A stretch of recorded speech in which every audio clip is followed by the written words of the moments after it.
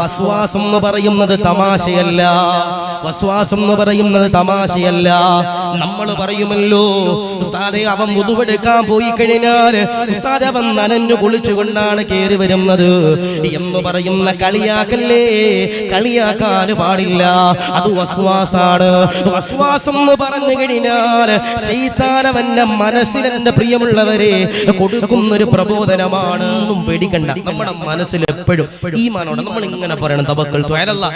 മക്കൾ മരിച്ചുപോയി, തവക്കൽതു അലല്ലാഹ്. കച്ചവടത്തിന് നഷ്ടം വന്നു, തവക്കൽതു അലല്ലാഹ്. നമ്മുടെ കൃഷി നഷ്ടം വന്നു, തവക്കൽതു അലല്ലാഹ്. നമ്മൾ പോത്തിനെ മേടിച്ചെടുത്ത് ഉളുഹിയത്തിന് ഇറക്കാൻ പക്ഷെ മരിച്ചുപോയി, തവക്കൽതു അലല്ലാഹ്. നമ്മൾ വാഴ നട്ടു, പ്രതീക്ഷ പോലെ കൃഷി കിട്ടിയില്ല, ലാഭമില്ല, തവക്കൽതു അലല്ലാഹ് എന്ന് പറയാനുള്ള ഒരു ഈമാൻ അവനുണ്ടെങ്കിൽ അള്ളാഹു കൊടുക്കുന്ന രണ്ടാമത്തെ പ്രതിഫലം എന്റെ പ്രിയപ്പെട്ട സഹോദരങ്ങളെ, അള്ളാഹു പറയാ അവൻ അള്ളാഹുവിനല്ലാതെ വേറൊരാളെ വെടിയില്ല.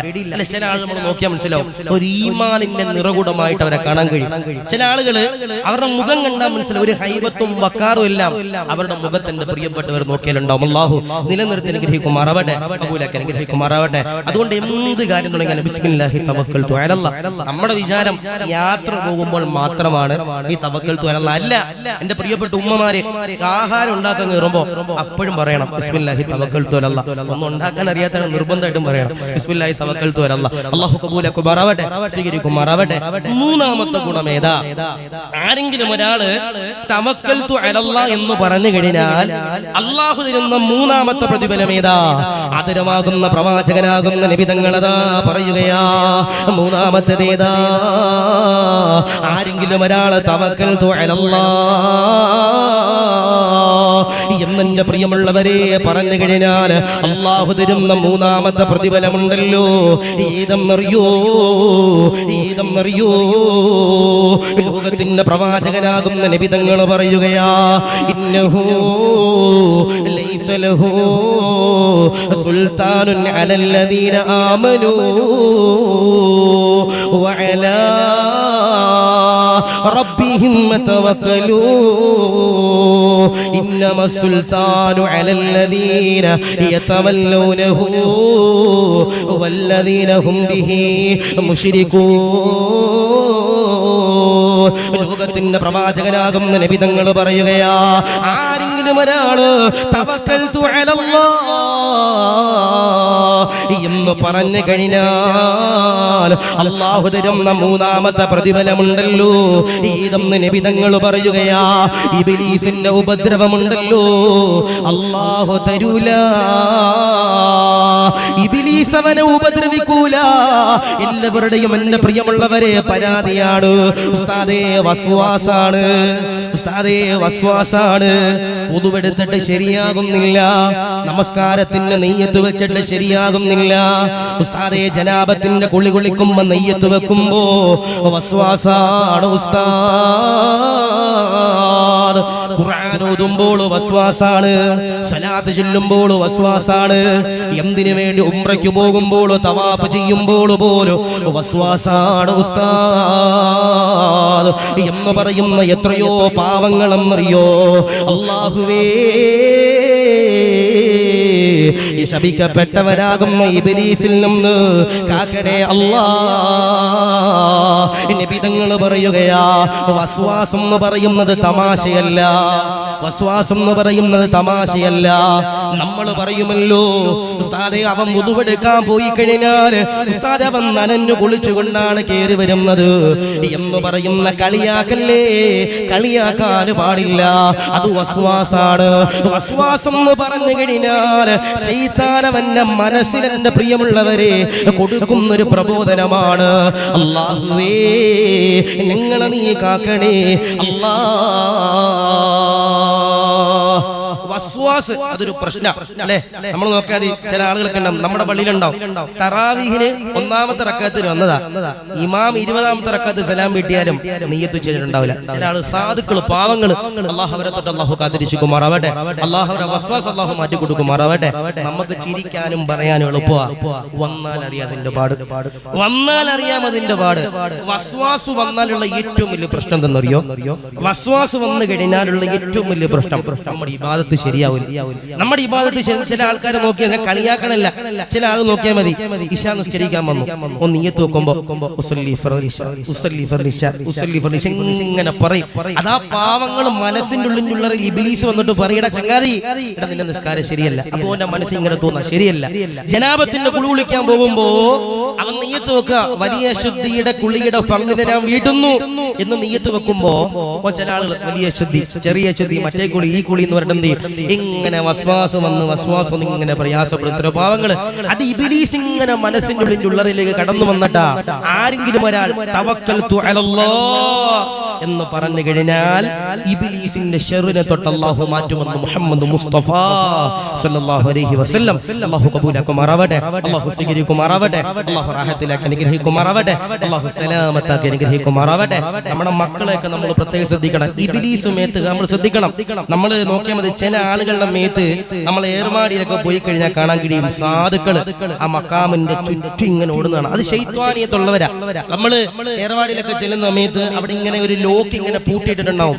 നമ്മൾ അതിനൊന്നും കളിയാക്കാൻ പാടില്ല, അതിനൊന്നും നമ്മൾ കളിയാക്കാൻ പാടില്ല. കാരണം എന്റെ പ്രിയപ്പെട്ട സഹോദരങ്ങൾ, അത് വരുന്നവർക്കേ അറിയൂ. ഞാനിപ്പോ ഒരു 2 കൊല്ലം മുമ്പ് മലപ്പുറം ജില്ലയില് താനൊരു കൂട്ടായി എന്ന് പറയുന്ന സ്ഥലം, ഒരു കടപ്പുറം പ്രദേശമാണ്. അവിടെ വയലിന് പോയ സമയത്ത് ഒരാൾ വന്നിട്ട് എന്നോട് പറഞ്ഞു, ഉസ്താദേ ഒരു ഉമ്മ ഇത്തിരി രോഗിയാണ്, ഒന്ന് കാണാൻ പോണം. ഞാൻ കാണാൻ ചെന്നത് മാത്രമേ എനിക്ക് ഓർമ്മയുള്ളൂ. എന്റെ വണ്ടി ഓടിക്കാൻ ഡോറും പൂട്ടി പെട്ടെന്ന് ഓടി. കാരണം അവരുടെ മേത്ത് എന്തോ പ്രയാസം ഇങ്ങനെ കേറിയിട്ട് ഒരിങ്ങനെ പിച്ചും പെയ്യും പറഞ്ഞ് സാധനങ്ങളൊക്കെ എടുത്ത് ഇങ്ങനെ എറിഞ്ഞുകൊണ്ടിരിക്കുക. അത് വന്നാലേ അതിന്റെ വേദന നമുക്ക് മനസ്സിലാവും. അല്ലാഹു കാത്തിരിക്കട്ടെ. ഒരു 18 വയസ്സുള്ള ഒരു കുട്ടിക്ക് ശരീരത്തിൽ ശൈത്താനിയത്ത് വന്നാൽ ആ കുട്ടിയുടെ ഭാവി പോയില്ലേ? ആ കുട്ടിയുടെ ഭാവി പോയില്ലേ? നമ്മുടെ നാട്ടിൽ തന്നെ എത്രയോ പാവങ്ങൾ ഏർവാടിയായിട്ട് ജീവിക്കണ എത്രയോ പാവങ്ങൾ. അല്ലാഹു അവരെല്ലാം അല്ലാഹു കാത്തിരിക്കുമാറാവട്ടെ, ഈമാൻ നൽകി അനുഗ്രഹിക്കുമാറാവട്ടെ. പോയിട്ട് വരാൻ കഴിയാതെ അവിടെ തന്നെ കഴിയുന്ന എത്രയോ സാധുക്കള്, അല്ലാഹു അവർക്കൊക്കെ നീ ഖൈർ കൊടുക്കണേ റഹ്മാനെ. തവക്കൽതു അലല്ലാഹ്, ഭക്ഷണം കഴിച്ചാലും തവക്കൽതു അലല്ലാഹ്, യാത്ര ചെയ്താലും തവക്കൽതു അലല്ലാഹ്, ബാത്റൂമിൽ പോയാലും തവക്കൽതു അലല്ലാഹ്, ബാത്റൂമിൽ നിന്ന് പുറത്തിറങ്ങിയാലും തവക്കൽതു അലല്ലാഹ്, ഹോസ്പിറ്റലിൽ പോയാലും തവക്കൽതു അലല്ലാഹ്, കച്ചവടത്തിന് പോയാലും തവക്കൽതു അലല്ലാഹ്. എന്തിനും ഏതിനും അള്ളയുണ്ടെന്നുള്ളൊരു മനസ്സ്, അള്ളയുണ്ടെന്നൊരു ഉറപ്പ് അവന്റെ ഹൃദയത്തിൽ ഉണ്ടെങ്കിൽ അവനെ അല്ലാഹു പടച്ചമ്പുരാൻ പറയാ, ഇബ്ലീസ് അവനെ ഉപദ്രവിക്കില്ല. മുഹമ്മദ് മുസ്തഫ സല്ലല്ലാഹു അലൈഹി വസല്ലം. ഇപ്പൊ ഏറ്റവും പ്രധാനപ്പെട്ട ഒരു സമയം മഗ്രിബ് മുതൽ ഇശാ വരെ സമയം. നമ്മുടെ ചെറിയ കുട്ടികൾ ഒരു കാരണവശാൽ എന്ത് ചെയ്യാൻ പാടില്ല. നമ്മൾ എന്റെ പ്രിയപ്പെട്ട സഹോദരങ്ങളെ, ഉമ്മമാരെ, മദ്രസയിൽ ഇരിക്കുന്ന ഉമ്മമാരോട് പറയാ, ചെറിയ കുട്ടികളെ ഒരു കാരണവശാലും മഗ്രിബ് കഴിഞ്ഞാൽ വീട്ടിൽ നിന്ന് പുറത്തിറക്കാൻ പാടില്ല, പുറത്തിറക്കാൻ പാടില്ല. കാരണം ആ സമയത്താണ് പണ്ഡിതന്മാര് പറയുന്നത് ശരീരത്തിലേക്ക് എന്റെ പ്രിയപ്പെട്ടവരെ ഇബ്ലീസ് കയറുന്ന സമയം. അല്ലാഹു കാത്തിരിക്കുമാറാവട്ടെ, ഈമാൻ നൽകി അനുഗ്രഹിക്കുമാറാവട്ടെ, അല്ലാഹു സലാമത്താക്കി അനുഗ്രഹിക്കുമാറാവട്ടെ. ചില ആളുകൾ പറയും, ഉസ്താദേ വീട്ടില് ശൈത്താനിയത്താ, വീട്ടില് പ്രയാസ. ഞാനൊരു സൂറത്ത് ഒരു ആയത്ത് പറഞ്ഞു തരാം. ഈ ആയത്ത് ഓതുന്നവരാരാ? അവരുടെ ശരീരത്തിൽ നിന്നും അവരുടെ വീട്ടിൽ നിന്നും ശൈത്വാനിയത്തിന്റെ പ്രിയപ്പെട്ടവർ ഒഴിയുമെന്ന് മഹാന്മാരാകുന്ന പണ്ഡിതന്മാര് പറയുന്നു. അല്ലാഹു ഖബൂലാക്കുമാറാവട്ടെ, ഈമാൻ നൽകി അനുഗ്രഹിക്കുമാറാവട്ടെ. ബഹുമാനപ്പെട്ട അബൂ ഹുറൈറ റളിയല്ലാഹു അൻഹു എന്ന് പറയുന്നത് നബി തങ്ങളുടെ കാവൽക്കാരനാ. അബൂ ഹുറൈറ തങ്ങൾ എന്ന് പറയുന്നത് നബി തങ്ങളുടെ കാവൽക്കാരനാ. ആദരവാകുന്ന പ്രവാചകനാകുന്ന നബി തങ്ങളുടെ സ്വത്തുക്കളുണ്ടല്ലോ, പടച്ചവനെ യുദ്ധത്തിൽ നിന്ന് കിട്ടുന്ന സ്വത്തുക്കളുണ്ടല്ലോ, ഇതിനെന്റെ പ്രിയമുള്ളവരെ കാവൽ നിൽക്കുന്നതാരാ? അബൂ ഹുറൈറ തങ്ങളാ, അബൂ ഹുറൈറ തങ്ങളാ. അങ്ങനെ എന്റെ പ്രിയമുള്ളവരെ എല്ലാവരും കിടന്നുറങ്ങുമ്പോ പടച്ചവനെ സമ്പത്തിന്റെ മുമ്പില്, പടച്ചവനെ സ്വത്തുക്കളുടെ മുമ്പില് അബൂ ഹുറൈറ തങ്ങളുണ്ടല്ലോ. പടച്ചവനെ ഇങ്ങനെ സെക്യൂരിറ്റിയായി നിൽക്കുമ്പോ, കാവൽക്കാരനായി നിൽക്കുമ്പോ ഒരാളിങ്ങനെ കടന്നു വരികയാ. ഒരാള് കടന്നു വന്നിട്ട് അതിൽ നിന്ന് എന്റെ പ്രിയമുള്ളവരെ സമ്പത്തുണ്ടല്ലോ മോഷ്ടിക്കുകയാ.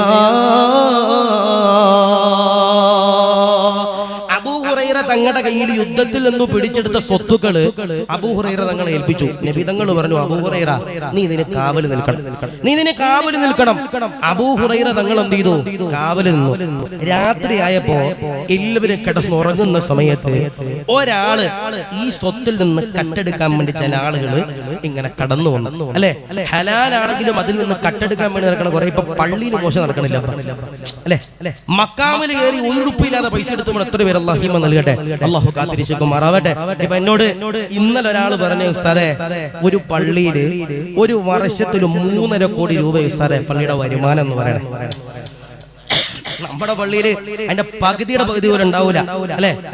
3.5 കോടി രൂപ ഉസ്താദേ വരുമാനം എന്ന് പറയണേ. ചെലവുണ്ട് ഉസ്താദേ.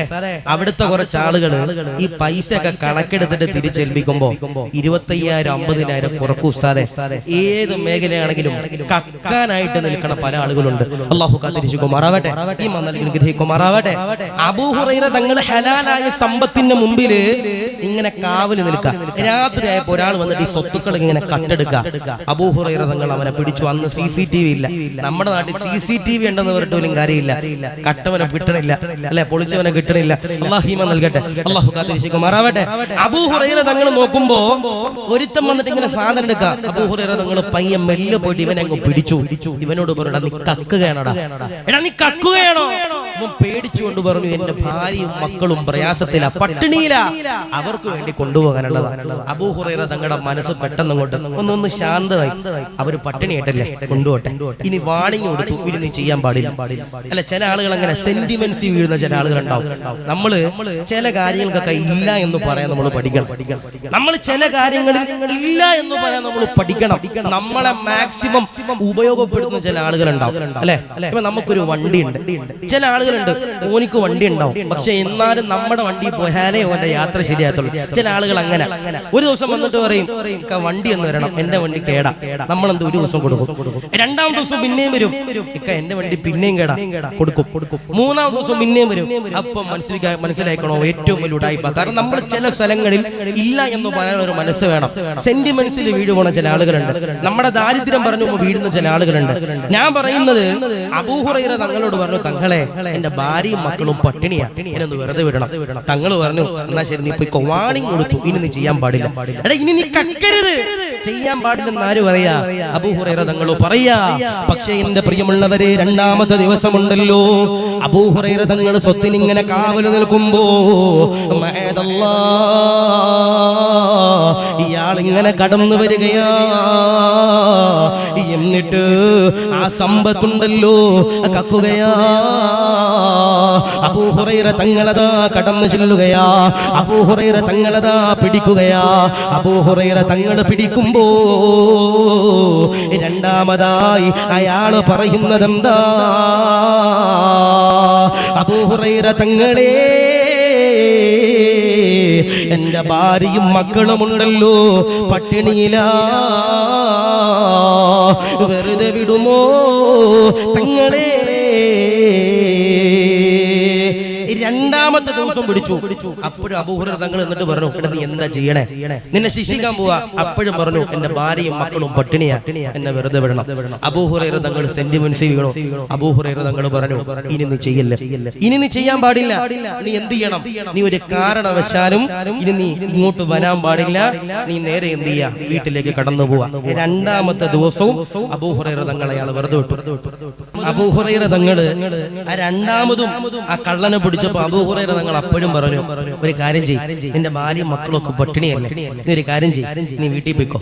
ഇന്നും കൂടി നിനക്ക് ഞാൻ ക്ഷമിച്ചു വന്നിരിക്കുന്നു, ഇനി നിനക്കൊരു ക്ഷമിക്കൽ ഉണ്ടാകൂല എന്ന് അബൂ ഹുറൈറ തങ്ങൾ ആ കള്ളനോട് എന്റെ പ്രിയപ്പെട്ടവരെ 2ാമത് പറയാ. അങ്ങനെ 3ാമത്തെ ദിവസമായി, രാത്രിയായി. അബൂ ഹുറൈറ തങ്ങൾ എന്റെ പ്രിയമുള്ളവരെ രാത്രിയതാ കാവൽക്കാരനായി നിൽക്കുമ്പോ പാതിരാത്രിയിൽ ഈ പറയുന്ന കള്ളനുണ്ടല്ലോ പടച്ചവനെ കക്കാന് വേണ്ടി കടന്നു വരുമ്പോ അബൂ ഹുറൈറ തങ്ങളുടെ മുമ്പിലേക്ക് അതാ കടന്നു വരികയാ. അബൂ ഹുറൈറ തങ്ങൾ എന്റെ പ്രിയമുള്ളവരെ പിടിക്കുകയാ. അബൂ ഹുറൈറ തങ്ങളതാ അയാളോട് പറയുകയാ, ഇനി നിനക്ക് രക്ഷയില്ല, നിന്നെ വെറുതെ വിടില്ല. ആ സമയത്ത് ആ കള്ളനെന്റെ പ്രിയമുള്ളവരെ തിരിച്ചു പറയുകയാ, അല്ലയോ തങ്ങളെ, എന്നെ നിങ്ങൾ വിട്ടുകഴിഞ്ഞാൽ നിങ്ങൾക്കൊരു നന്മനാൽ പറഞ്ഞു തരാം തങ്ങളെ, നിങ്ങൾക്ക് ഞാൻ ഒരു ദുആ പറഞ്ഞു തരാം തങ്ങളെ. 3ാമത്തെ മൂന്നാമത്തെ ദിവസം പിന്നെ വന്നു. അല്ലെ, ചില ആളുകൾ അങ്ങനെ ചെയ്യരുത് എന്നോ, ഇപ്പൊ ഇവിടെ തുപ്പരുത്, അവിടെ തുപ്പും. ഇവിടെ മൂത്രമൊഴിക്കരുത്, അവിടെ മൂത്രമൊഴിക്കൂ. ഇവിടെ വേസ്റ്റ് ഇടരുത്, അവിടെ മാത്രമേ വേസ്റ്റ് ഇടൂ എന്ന് ചിന്തിക്കുന്ന ചില ആളുകൾ.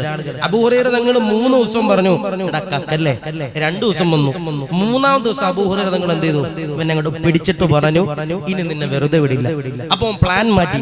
അബൂ ഹുറൈറ തങ്ങളെ, നിങ്ങൾക്ക് ഞാനൊരു നന്മ പറഞ്ഞു തരാം. ഈ നന്മ എനിക്ക് നിങ്ങൾക്ക് പറഞ്ഞു തരുമ്പോ നിങ്ങൾ അതിനു പകരമായിട്ട് എന്നെ നിങ്ങൾ മടക്കി വിടണം. അബൂ ഹുറൈറ തങ്ങൾ ചോദിച്ചു, എന്താ നന്മ? നന്മ എന്താ? ആ സമയത്ത് ആ കള്ളനാകുന്ന ആള് പറയാ, അബൂ ഹുറൈറ തങ്ങളെ, ശപിക്കപ്പെട്ടവനാകുന്ന ഇബ്ലീസിന്റെ ശർറിനെ തൊട്ട് കാത്ത് രക്ഷ നേടാൻ നിങ്ങൾക്ക് ഞാനൊരു ആയത്ത് പറഞ്ഞു തരാം. ഈ ഒരു ആയത്ത് നമ്മൾ നമ്മുടെ വീടിന്റെ ഉള്ളിലുള്ള ചെയ്താൽ ശപിക്കപ്പെട്ടവനാകുന്ന ഇബ്ലീസിന്റെ പ്രിയപ്പെട്ടവരെ നമ്മുടെ ശരീരത്തിലും വരില്ല, നമ്മുടെ വീട്ടിലും വരില്ല. മഹാനാകുന്ന അബൂ ഹുറൈറ തങ്ങളോട് എന്റെ പ്രിയമുള്ളവരെ, ആയത്തേതാ, ദുആയേതാ, ആദരവാകുന്ന പ്രവാചകനാകുന്ന നബി തങ്ങളും പടച്ചവനെയാകുന്ന ആളും അബൂ ഹുറൈറ തങ്ങളോട് പറയുകയാ, ആരെങ്കിലും ആയത്തുൽ കുർസി എന്ന പ്രിയമുള്ളവരെ ഓതി കഴിഞ്ഞാൽ പ്രിയമുള്ള സഹോദരങ്ങളോട് പറയുകയാ, പ്രിയമുള്ള സഹോദരിമാരോട് പറയുകയാ, ആയത്തുൽ കുർസി ഉണ്ടല്ലോ എന്റെ പ്രിയമുള്ളവരെ മുടക്കാൻ പാടില്ല. ഹദ്ദാദ് റാത്തീബിൽ ഓതുന്ന ആയത്തുൽ കുർസിയാ വീട്ടിൽ എന്റെ പ്രിയമുള്ളവരെ മുടക്കാൻ പാടില്ല. ആയത്തുൽ കുർസി ഉണ്ടല്ലോ, ആരെങ്കിലും ഒരാൾ വീട്ടിലോതിയാൽ അവന്റെ ശരീരത്തിലുണ്ടല്ലോ, അവന്റെ വീട്ടിലുണ്ടല്ലോ അല്ലാഹു പടച്ച തമ്പുരാൻ ഇബ്ലീസിന്റെ ശർറുണ്ടല്ലോ അല്ലാഹു തരൂല. അതുകൊണ്ട് പ്രിയമുള്ളവരോട് പറയുകയാ, ഓതാനും മറക്കല്ലേ. എന്റെ പ്രിയമുള്ളവരെ, കാണാപാഠം പഠിക്കുക, അതിന് വല്ലാത്തൊരു ബറക്കത്താ. അങ്ങനെ ഓതി കഴിഞ്ഞാൽ ഇബ്ലീസിന്റെ ശർറിനെ തൊട്ട് അല്ലാഹു കാക്കുന്നതാ. തങ്ങളെ, ആയത്തുൽ കുർസി നിങ്ങൾ ഓതിയാൽ ശപിക്കപ്പെട്ടവനാകുന്ന ഇബ്ലീസിന്റെ ചാര നിന്ന് നിങ്ങൾക്ക് രക്ഷപ്പെടാൻ കഴിയും. അങ്ങനെ എന്ത് ചെയ്തു? അബൂ ഹുറൈറ തങ്ങൾ ആ കള്ളനെ അങ്ങോട്ട് വിട്ടു. പിറ്റേ ദിവസം സുബഹി നിസ്കരിക്കാൻ വേണ്ടി അല്ലാഹുവിന്റെ റസൂലിന്റെ പള്ളിയിൽ നിന്നു. നിസ്കാരം കഴിഞ്ഞപ്പോ നബി തങ്ങൾ നേരെ അബൂ ഹുറൈറ തങ്ങളോട് പറഞ്ഞു, അബൂ ഹുറൈറ, 2 ദിവസം കട്ടവനെ 3-ാമത്തെ ദിവസം പിടിച്ചപ്പോ വെറുതെ വിട്ടുവല്ലേ? 2 ദിവസം കട്ടവനെ പിടിച്ചപ്പോ 3-ാമതവനെ കിട്ടിയപ്പോ അബൂ ഹുറൈറ, നീ അവനെ വെറുതെ വിട്ട് കളഞ്ഞില്ലേ അബൂ ഹുറൈറ? ആ സമയത്ത് അബൂ ഹുറൈറ തങ്ങൾ പറഞ്ഞു, നബിയേ, അവൻ എനിക്കൊരു നന്മ പറഞ്ഞു തന്നു നബിയെ. നബി തങ്ങൾ ചോദിച്ചു, ഏതാ നന്മ അബൂ ഹുറൈറ? അബൂ ഹുറൈറ തങ്ങൾ നബി തങ്ങളോട് പറയാം, നബിയെ, ഇബ്ലീസിന്റെ ശർറിനെ തൊട്ട് കാക്കാൻ വേണ്ടി മഹാനാകുന്ന നബി സല്ലല്ലാഹു അലൈഹി വസല്ലം തങ്ങളോട് പറയാ, ഇബ്ലീസിന്റെ ശർറിനെ തൊട്ട് രക്ഷപ്പെടാൻ വേണ്ടി ആ കള്ളൻ എനിക്കൊരു സൂറത്ത്, ഒരു ആയത്ത് പറഞ്ഞു തന്നു. ഏതായത്തേതാ? ആയത്തുൽ കുർസിയാണ് എനിക്ക് പറഞ്ഞു തന്നത് നബിയെ. ആ സമയത്ത് നബി തങ്ങൾ പറയാ, അവൻ കള്ളനാണെങ്കിലും പറഞ്ഞത് സത്യ. നബി തങ്ങൾ പറയാ, അവൻ കള്ളനാണെങ്കിലും അവൻ പറഞ്ഞത് സത്യ. എന്നിട്ട് നബി തങ്ങൾ അബൂ ഹുറൈറ തങ്ങളോട് ചോദിക്കുക, അബൂ ഹുറൈറ, ആ വന്നത് ആരാണെന്ന് മനസ്സിലായോ? അബൂ ഹുറൈറ, ആ കള്ളനായിട്ട് നിന്റെ മുമ്പിലേക്ക് കടന്നു വന്നത് ആരാണെന്ന് മനസ്സിലായോ? അബൂ ഹുറൈറ തങ്ങൾ പറഞ്ഞു, എനിക്കറിയില്ല നബിയെ. നബി തങ്ങൾ പറയാ, ആ വന്നത് ഇബ്ലീസാ. ഇബ്ലീസ് നിന്റെ മുമ്പിൽ വന്ന് പെട്ടുപോയപ്പോ നിന്റെ മുമ്പിൽ നിന്ന് രക്ഷപ്പെടാൻ വേണ്ടി ഇബ്ലീസ് പറഞ്ഞതാ, അവൻ കള്ളനാണെങ്കിലും അവൻ പറഞ്ഞു സത്യ. അതാണ് നബി തങ്ങൾ പറഞ്ഞേ, ആരെങ്കിലും ഒരാൾ ആയത്തുൽ കുർസി എന്റെ പ്രിയപ്പെട്ടവർ ഓതിയാൽ ശപിക്കപ്പെട്ടവനാകുന്ന ഇബ്ലീസിന്റെ ശർറിനെ തൊട്ട് അൽഹംദുലില്ലാഹ് അല്ലാഹു കാത്ത് സംരക്ഷണം കൊടുക്കുമെന്ന് മുഹമ്മദ് മുസ്തഫ സല്ലല്ലാഹു അലൈഹി വസല്ലം. അല്ലാഹു കബൂലാക്കുമാറാവട്ടെ, ഈമാൻ നൽകുമാറാവട്ടെ. അപ്പോൾ തവക്കൽതു അലല്ലാഹ് എന്നാരെങ്കിലും ഒരാൾ പറഞ്ഞാൽ ഇബ്ലീസിന്റെ ഉപദ്രവത്തിൽ നിന്ന് അല്ലാഹു അവനെ കാത്ത് രക്ഷിക്കുമെന്ന് മുഹമ്മദ് മുസ്തഫ സല്ലല്ലാഹു അലൈഹി വസല്ലം. ഞാൻ പറഞ്ഞു, അത് വന്നാൽ വല്ലാത്ത പ്രയാസ. ഇബ്ലീസിന്റെ ശർറ് വന്നാൽ, ഞാൻ പറഞ്ഞു, വസ്വാസ് വന്നാൽ മതി. ഇബ്ലീസിന്റെ ഏറ്റവും ചെറിയൊരു പരീക്ഷണമാണ് വസ്വാസ് എന്ന് പറയണേ. അല്ല, നിസ്കരിക്കാൻ വന്നു, നിസ്കരിക്കാൻ വന്നപ്പോ അവന്റെ മനസ്സിനോട് നെയ്യത്ത് വെച്ചിട്ട് ശരിയാണില്ല, ഒരു നിസ്കാരം എങ്ങനെ ശരിയാ? പിന്നെ ചില ഉസ്താദന്മാര് മസ്അല പറയുന്നുണ്ട്, വസ്വാസുള്ളവൻ ആ നെയ്യത്ത് തന്നെ മതി. ഇപ്പൊ ഒരാള് പാലമല പള്ളി നിസ്കരിക്കാൻ വന്നു, ഇശാ നിസ്കരിക്കാൻ വന്നു, നെയ്യത്ത് വെക്ക ഉസല്ലി ഫർള് ഇശായി അർബഅ റകഅത്ത് ഇങ്ങനെ പറഞ്ഞ് ഇങ്ങനെ നെയ്യത്ത് വെക്ക ശരിയാകണില്ല. ആയിക്കോട്ടെ, ഓനാ നെയ്യത്ത് മതിയെന്ന കാരണം അവന്റെ മനസ്സിന്റെ പ്രശ്നമാണ്, വസ്വാസാണ്. അല്ലാഹു ഖബൂലാക്കുമാറാവട്ടെ, സ്വീകരിക്കുമാറാവട്ടെ.